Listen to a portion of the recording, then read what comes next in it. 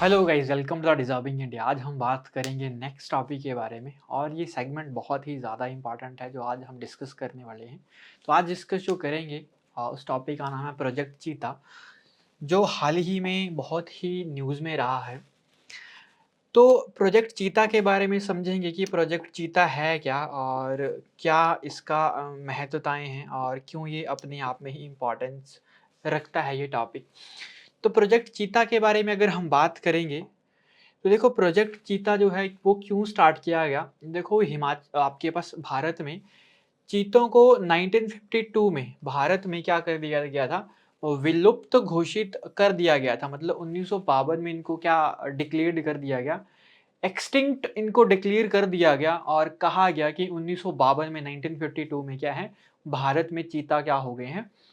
खत्म हो गए हैं, ठीक है? तो फिर इस प्रोजेक्ट चीता के अकॉर्डिंग हमने क्या किया 2022 में, ठीक है? ये प्रोजेक्ट चीता हमने स्टार्ट किया 2022 में और इस प्रोजेक्ट चीता के अकॉर्डिंग 2022 में हमने क्या किया, अफ्रीका से चीते लाकर उन्हें भारत में उपयुक्त आवासों में क्या किया गया, स्थापित किया गया। मतलब अफ्रीका से हमने चीते लाए और भारत के उन स्थानों पे रखा जो आपके पास अफ्रीका जैसी कंडीशंस अपने पास रखता है। मतलब अफ्रीका का जैसा एनवायरनमेंट है, वैसा ही एनवायरनमेंट जहाँ पर भारत में देखने को मिला। हमने क्या किया, जो चीता थे हमने उनको वहाँ पे क्या कर दिया, रख दिया उनके संरक्षण के लिए कि भारत में भी क्या है, जो चीता 1952 में या 1952 में जो एक्सटिंक्ट हो गए हैं, उनको हमने उनकी प्रजाति को क्या करना है, आगे बढ़ाना है। ठीक है? तो विशेष रूप से इन्हें राष्ट्रीय उद्यानों और वन्यजीव अभयारण्यों में इनको क्या किया गया, रखा गया। नेशनल पार्क और वाइल्ड लाइफ सेंचुरी जिसको हम कहते हैं, ठीक है? वन्यजीव अभयारण्य मतलब वाइल्ड लाइफ सेंचुरीज और राष्ट्रीय उद्यान मतलब नेशनल पार्क। तो नेशनल पार्क और हमने वाइल्ड लाइफ सेंचुरीज में इनको रखा ताकि हम क्या कर सकें, इन चीता के ऊपर नजर रख सकें, ताकि ये चीता क्या इंडिया में सरवाइव कर सके या नहीं कर सकते हैं, ठीक है? अगर वो सरवाइव कर जाते हैं तो फिर हम धीरे-धीरे क्या कर देंगे, उनको जंगलों में भी छोड़ना स्टार्ट कर देंगे। और ये शुरुआत जो की गई 2022 में की गई, ठीक है? क्यों की गई? जो भारत में 1952 में 1952 में जो प्रोजेक्ट आपके पास जो चीता खत्म हो गए हैं, उनको क्या करना है, फिर से रीइंट्रोड्यूस यहाँ पर करना है। तो प्रोजेक्ट चीता का मुख्य उद्देश्य क्या था कि पारिस्थितिक तंत्र, ठीक है, जो इकोलॉजी है फिर से क्या किया जाए, उसको बैलेंस किया जाए और जो बायोडायवर्सिटी है उसको क्या किया जाए, बढ़ावा दिया जाए ना। बायोडायवर्सिटी मतलब जो ह्यूमंस है ना, जिस जिसमें लाइफ पाई जाती है दैट इज अ बायोडायवर्सिटी। तो जो बायोडायवर्सिटी है उसमें क्या कर दी जाए, अलग अलग विविधता जिसको कहते हैं, मतलब बायोडायवर्सिटी जो आपके पास जो लोग, आपके पास जो भी प्राणी क्या है, मान लो एक जिंदा है तो उनमें जो डायवर्सिटी देखी जाती है, ठीक है, एनिमल हैं, फिश हैं, ह्यूमन्स हैं। तो ये जो बायोडायवर्सिटी है उनको क्या किया जाए, बढ़ावा दिया जाए। देखो एक प्रकार का ये आपके पास जीव है जिसको क्या किया जाएगा, इसके कारण होगा क्या, जैव विविधता में क्या देखने को मिलेगा, बढ़ावा देखने को मिलेगा। और साथ-साथ में होगा क्या, वन्य जीव पर्यटन और संरक्षण प्रयासों को क्या करना पड़ेगा, को प्रोत्साहित करना है। वन्य जीव आपके पास पर्यटन मतलब जो वाइल्ड लाइफ सेंचुरीज़ में जो लोग आते हैं घूमने या नेशनल पार्क्स में जो लोग आते हैं टूरिस्ट घूमने, उनको क्या किया जाए, प्रमोट किया जाए और साथ-साथ में इनको क्या किया जाए, प्रोटेक्ट किया जाए ताकि चीता क्या कर सके, इंडिया में सर्वाइव कर सके। तो इन सारे के सारे रीज़न के लिए प्रोजेक्ट चीता भारत सरकार क्या करती है, 2022 में क्या करती है, इंट्रोड्यूस करती है।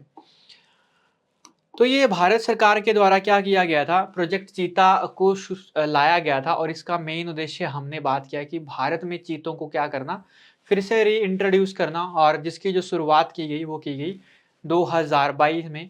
और पहले चीते जो मंगवाए गए 17 सितंबर 2022 को नरेंद्र मोदी जी के बर्थडे पे। ये आपके पास 17 सितंबर को प्रधानमंत्री नरेंद्र मोदी जी का बर्थडे होता है।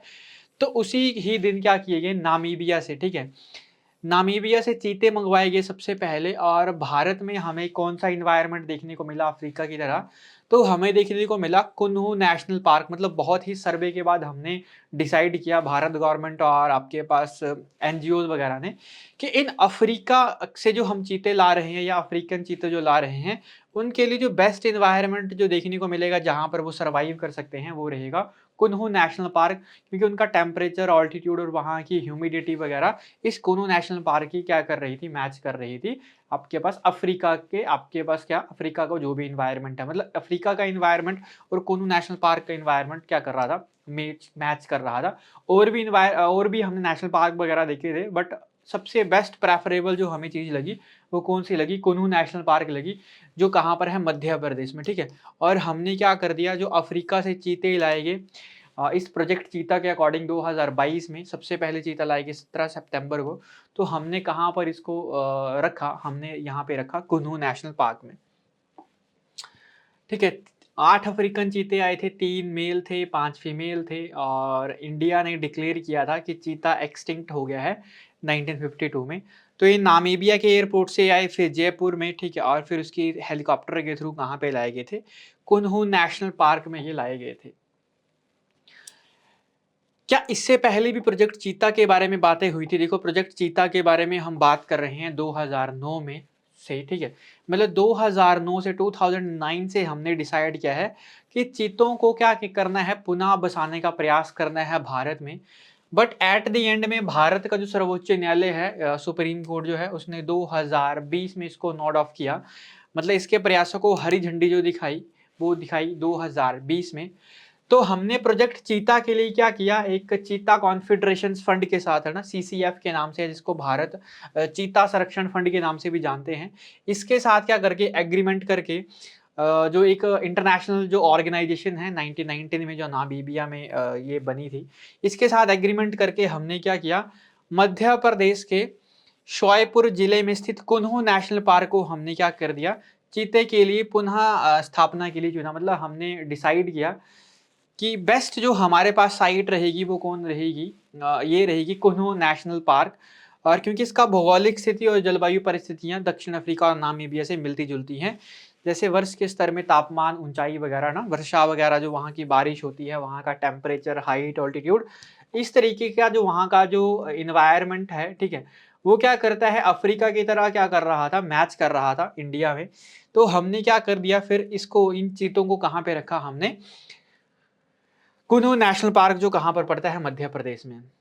अब अगर बात कही जाए कि ऐसा क्या हुआ कि भारत में 1952 में ही क्या हो गए थे, चीता खत्म हो गए थे।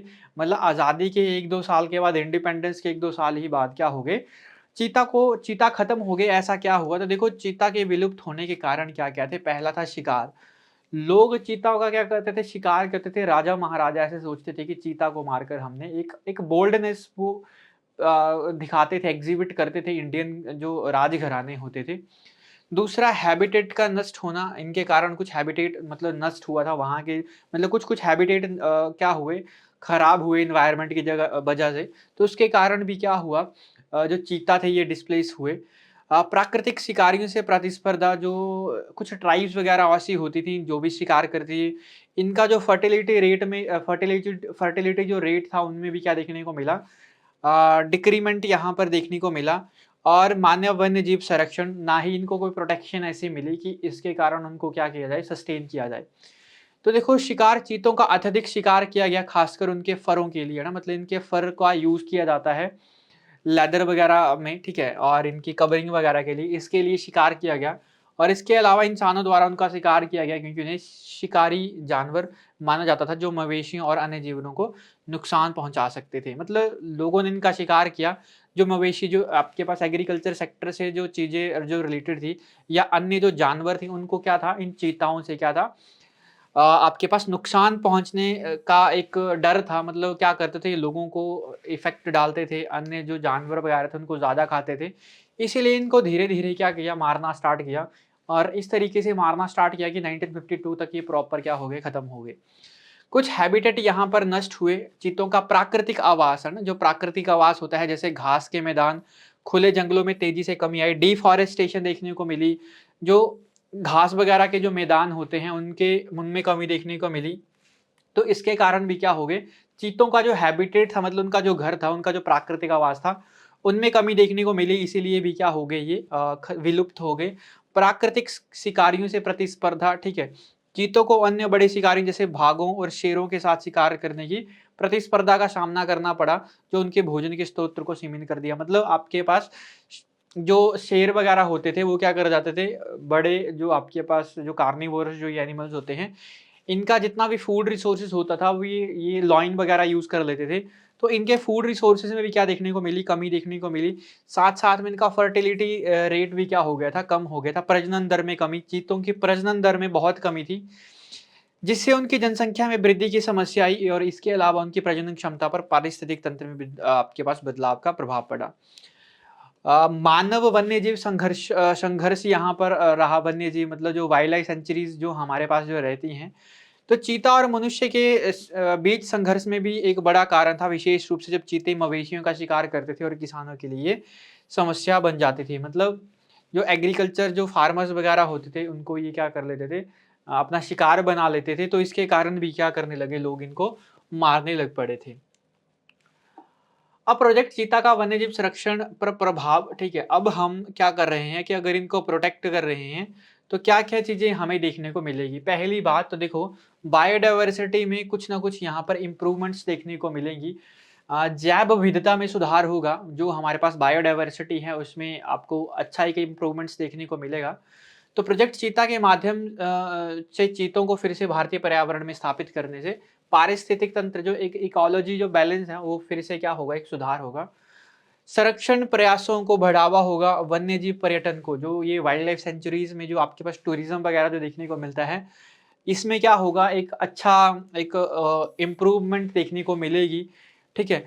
एक अच्छा स्पाइक देखने को मिलेगा। नेक्स्ट, वैश्विक संरक्षण प्रयासों में योगदान और इकोसिस्टम का संतुलन, ठीक है। तो जो इकोसिस्टम है, चीते जैसे प्रमुख शिकारी को पुनः स्थापित से पारिस्थितिक तंत्र जो इकोसिस्टम है, इसका क्या होगा, संतुलन बना रहेगा। इकोसिस्टम का मतलब क्या होता है, एक जानवर दूसरे पे क्या होता है, डिपेंड होता है, क्योंकि वे अन्य शाकाहारी जानवरों की संख्या को क्या करेंगे, नियंत्रण करेंगे और जिसे घास के मैदान और अन्य वन्य जीव के लिए आपके पास वन्य जीव के लिए उपयुक्त उपयुक्त परिस्थितियाँ बनेंगी। मतलब कुछ ऐसे एनिमल्स होते हैं जो घास को ज़्यादा खा देते हैं, ठीक है? क्योंकि घास को ज़्यादा खा देंगे तो ग्रास क्या होगा, फिर ज़्यादा क्या हो जाएगा यहाँ पे, घास में या इसमें आपके पास क्या देखने को मिलेगी, ग्रास में कमी देखने को मिलेगी। तो ऐसे मवेशियों को क्या करेंगे या ऐसे जानवरों को अगर ये शिकार बनाएँगे, तो एक आपके पास इकोसिस्टम में क्या देखने को मिलेगा, आपको एक प्रॉपर बैलेंस देखने को मिलेगा। तो ये इस चीता संरक्षण के क्या रहेंगे, पूरे के पूरे इंडिया में प्रभाव देखने को मिलेंगे। तो ये था आज का सेशन। आई होप आपको वीडियो समझ आई होगी। आज का सेशन रखते हैं इतना ही, मिलेंगे नेक्स्ट सेशन में, तब तक के लिए थैंक यू।